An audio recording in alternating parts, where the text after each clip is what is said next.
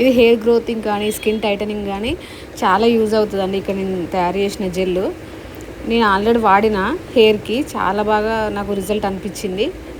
ఇదేంటంటే హెయిర్ స్మూత్గా కానీకి, హెయిర్ కొంచెం లాంగ్ కానీకి చాలా బాగా యూజ్ అవుతుంది. ఈ ఫ్లాక్స్ సీడ్స్ ఒక 2 స్పూన్లు, అట్లనే రైస్ కూడా 2 స్పూన్లు తీసుకొని మంచిగా ఒకసారి టూ టైమ్స్ అలా వాష్ చేసుకొని కొంచెం వాటర్ వేసుకొని మరగనివ్వండి. మరిగిన తర్వాత కొంచెం మనకు జెల్ టైప్లో తయారవుతుంది. బాగాసేపు మరగనివ్వకండి, అంటే మొత్తం ఇట్లా ఇనికిపోయేదాకా అట్లా కాకుండా కొంచెం ఇట్లా ముట్టుకుంటే మనకు అర్థమైపోతుంది, కొంచెం ఇట్లా బంక లెక్క తగిలినట్టు. అప్పుడు ఆఫ్ చేసేయండి.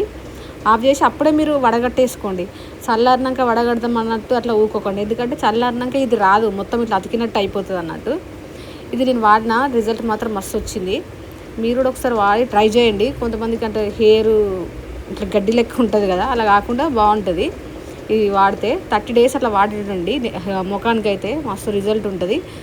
ఒక గాజు సీసాలో ఇట్లా స్టోర్ చేసుకొని ఫ్రిడ్జ్లో పెట్టుకుంటే 3-4 days దాకా బాగుంటుంది. బయట మాత్రం అంత బాగుంటుంది, దబ్బులో ఖరాబ్ అయిపోయి ఇట్లా స్మెల్ వచ్చినట్టు అనిపిస్తుంది.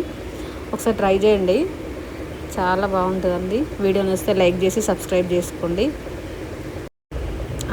అలాగే మీరు వాడిన తర్వాత రిజల్ట్ ఎలా ఉందో కూడా చెప్పండి. ఓకేనా?